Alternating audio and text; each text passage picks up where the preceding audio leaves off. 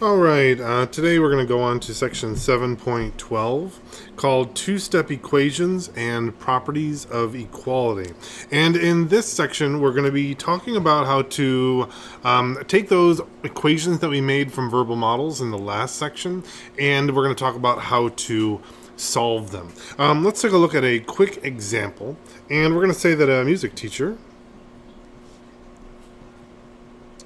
is taking her students to a concert.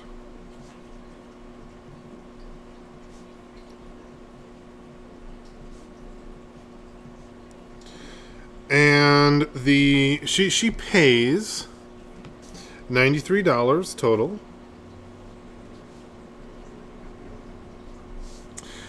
Each ticket is $12.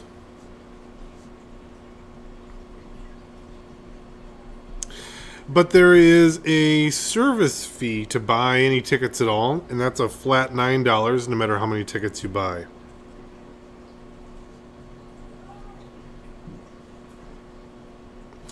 All right, and we're going to talk about how to solve these equations. Let's take a look at a quick example so that we can return and use that properties to solve this one. Let's take a look at a model that we might come up with, and it might say 3x plus 3 equals 9. Now, you'll immediately notice that over here on this side of our equation, I have two different operations going on. I have multiplication and I have addition. And this is kind of key. This is the important part to notice, that these are different.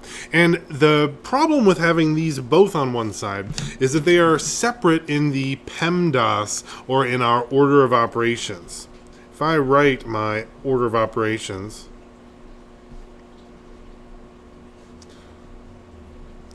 my multiplication and division are separate than my addition and subtraction. And that's where the confusion and the key to solving these comes into. Now, if you wanted, you can do this one of two ways, but I strongly recommend that you are always going to first do the addition and subtraction before you do the multiplication and division.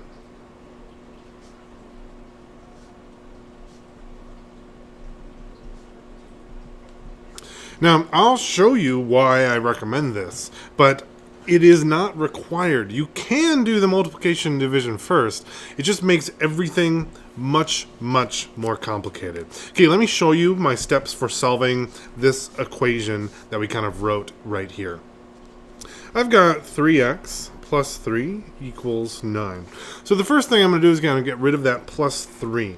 So I'm going to, if I was going to write every single step out, I would write 3x plus 3 minus 3 equals, now if I did that minus 3, I'm going to have to do 9 minus 3, because I kind of added it onto both sides. Now, sometimes I put a parentheses on it. It doesn't really mean I'm doing it first. It just kind of denotes it as special. So these I can cancel out, and now I have 3x equals 9 minus 3 is 6. Once I have 3x equals 6, that's just a one-step algebra problem, and I really, really know how to solve those. At least I should by now. So I'm going to divide this side by 3, and I'm going to divide this side by 3. Cross off my 3's, and I get x equals 6 divided by 3 is definitely 2. And I get to the correct problem. Let me show you quick what happens if I do the hard way. Let me call this the easy. And let me call this the hard.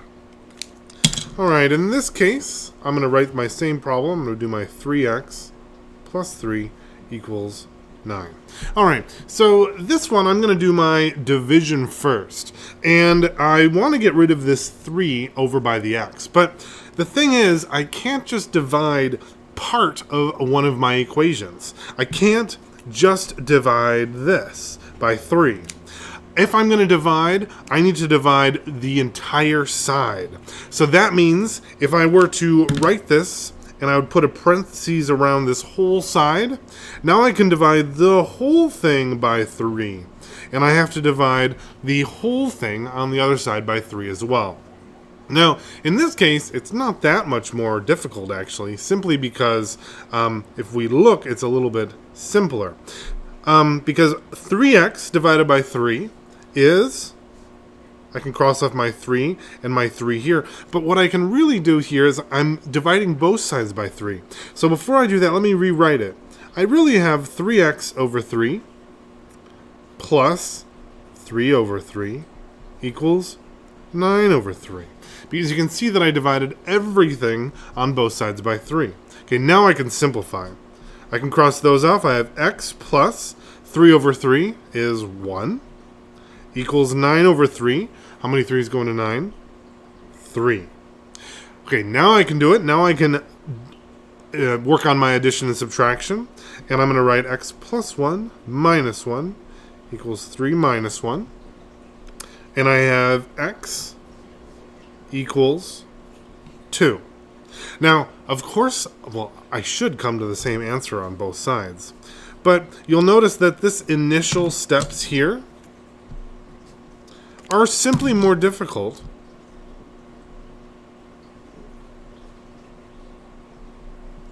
than my steps over here if I do my addition and subtraction first. So in these, I recommend that's how you do them. However, you can do it both ways. All right, let's take a look at our problem that we had earlier with our music teacher. Now, if I'm going to write this as an equation, I'm going to probably set it to my tickets equal to my tickets, because I know that to be true.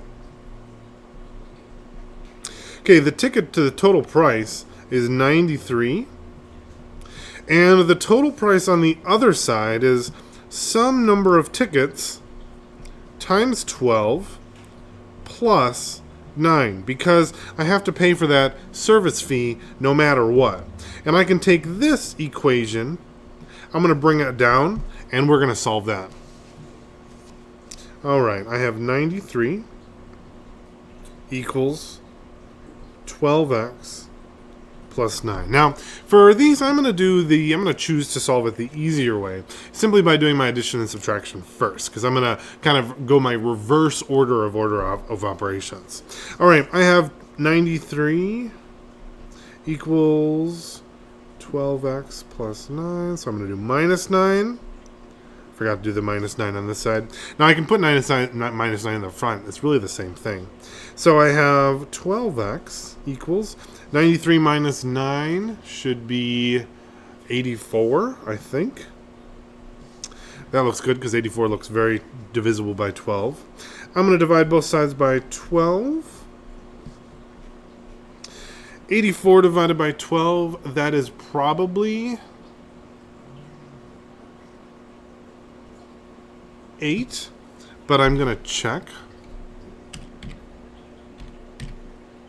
Sometimes it's good to have a idea in your head. Oh, I was thinking it might be 7. It's definitely 7. Equals x. And there I go. I have solved it. Now quickly, before we are done, I just want to refresh our memories on all the properties that we're using here and are the names that we use. Remember that we are using these properties of equality.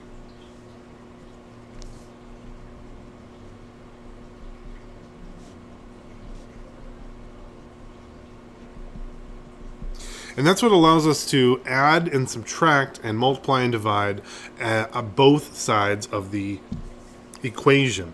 And remember, we have one for subtraction, addition, multiplication,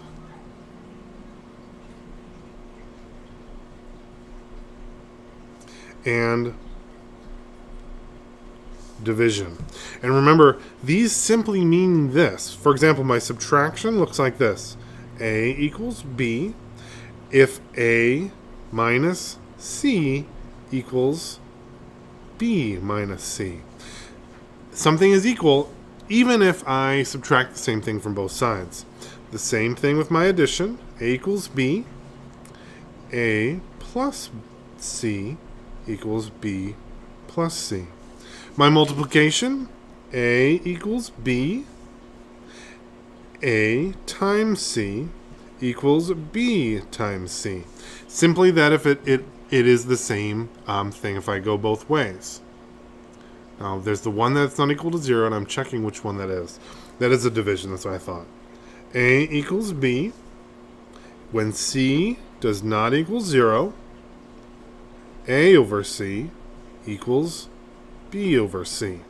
And these are the properties that allow us to do all of the work that we do in algebra equations in order to solve for them. Okay, if you feel like you get it, go ahead and go on. I'm going to do probably just one more example if you'd like to watch. Maybe two. I'll go quick though. Alright, 5x plus 7 equals 32. 5x plus 7 equals 32. Okay, I'm going to subtract 7 from both sides, because I'm going to get rid of that addition subtraction first. I have 5x equals 32 minus 7 is 25. Divide both sides by 5. I have x equals 25 over 5 is 5. Example 2. We're going to do 3a plus 9. 3a plus 9 equals 39. Okay, subtract 9 from both sides.